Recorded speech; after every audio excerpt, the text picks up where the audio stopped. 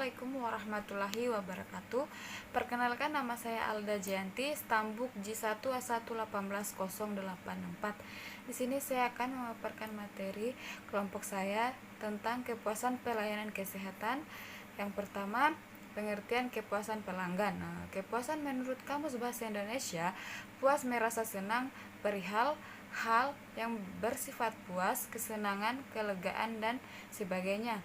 Kepuasan dapat diartikan sebagai perasaan puas, rasa senang, dan kelegaan seseorang dikarenakan mengonsumsi suatu produk atau jasa untuk mendapatkan pelayanan suatu jasa.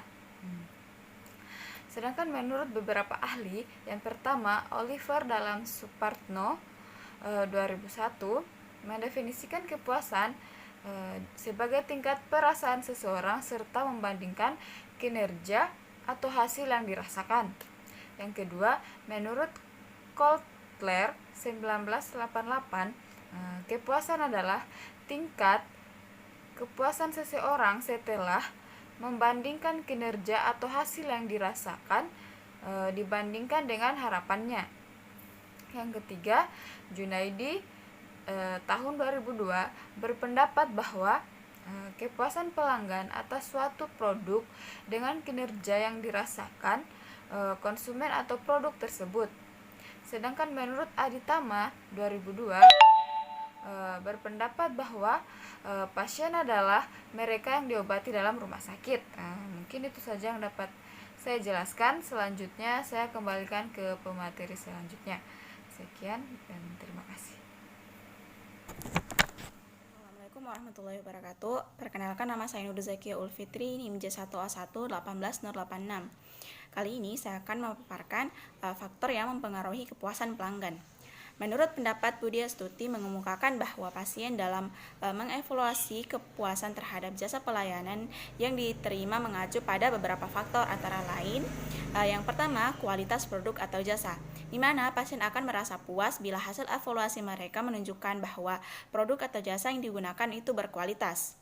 Lalu, kualitas pelayanan memegang peranan penting dalam industri jasa. Pelanggan dalam hal ini, pasien akan merasa puas jika mereka memperoleh pelayanan yang baik atau sesuai dengan yang diharapkan. Lalu yang ketiga, faktor emosional, di mana pasien yang merasa bangga dan yakin bahwa orang lain kagum terhadap konsumen bila dalam hal ini pasien memilih rumah sakit yang sudah mempunyai pandangan rumah sakit mahal, cenderung memiliki tingkat kepuasan yang lebih tinggi. Lalu harga. Nah, harga merupakan aspek penting, namun yang terpenting dalam penentuan kualitas guna mencapai kepuasan pasien. Sekian yang dapat saya sampaikan. Lebih dan kurangnya mohon dimaafkan. Wabillahi taufiq wal hidayah. Wassalamualaikum warahmatullahi wabarakatuh. Assalamualaikum warahmatullahi wabarakatuh. Perkenalkan, nama saya Eskita Buangin dengan NIM J1A118088. Baiklah, pada kesempatan kali ini saya akan melanjutkan pemaparan materi dari teman saya, yaitu menurut Ciptono, kepuasan pasien ditentukan oleh beberapa faktor antara lain. Yang pertama yaitu kinerja atau performance, di mana berpendapat pasien terhadap karakteristik operasi dari pelayanan inti yang telah diterima sangat berpengaruh pada kepuasan yang dirasakan. Yang kedua yaitu keandalan atau reliability, di mana sejauh mana kemungkinan kecil akan mengalami ketidakpuasan atau ketidaksesuaian dengan harapan atas pelayanan yang diberikan. Faktor yang ketiga yaitu kesesuaian dengan spesifikasi, di mana sejauh mana karakteristik pelayanan memenuhi standar-standar yang telah ditetapkan sebelumnya. Yang keempat, daya tahan, di mana berkaitan dengan beberapa lama produk tersebut sudah digunakan. Yang kelima yaitu service ability, di mana meliputi kecepatan, kompetensi, serta penggunaan keluhan yang memuaskan. Yang keenam, estetika, yang merupakan daya tarik rumah sakit yang dapat ditangkap oleh panca indera. Dan yang terakhir yaitu kualitas yang dipersepsikan, di mana citra dan reputasi rumah sakit serta tanggung jawab rumah sakit. Sekian dari saya. Terima kasih. Nama saya Uci Fauzia Tombili, NIM J1A118089. Selanjutnya, menurut Kotler dalam Nursalam 2011, ada beberapa cara mengukur kepuasan pelanggan atau pasien, antara lain yang pertama, sistem keluhan dan saran, seperti kotak saran di lokasi-lokasi strategis, kartu pos perangko, saluran telepon bebas pulsa, website, email, dan lain-lain. Yang kedua, survei kepuasan pelangganan baik via pos, telepon, email, maupun tatap muka langsung. Yang ketiga, ghost shopping, salah satu bentuk observasi yang memakai jasa orang yang menyamar sebagai pelanggan atau pesaing untuk mengamati absek-absek pelayanan dan kualitas produk. Yang keempat, lost customer analysis, yaitu menghubungi atau mewawancarai pelanggan yang telah beralih dalam rangka memahami penyebab dengan melakukan perbaikan pelayanan. Assalamualaikum warahmatullahi wabarakatuh. Perkenalkan, nama saya Walisa dengan NIM J1A118099. Baik, saya akan melanjutkan pemaparan materi dari kelompok saya. Poin selanjutnya yaitu tentang manfaat pengukuran kepuasan pasien. Manfaat pengukuran kepuasan pasien menurut Soepamanto dan Astuti 2006 ada 6 poin.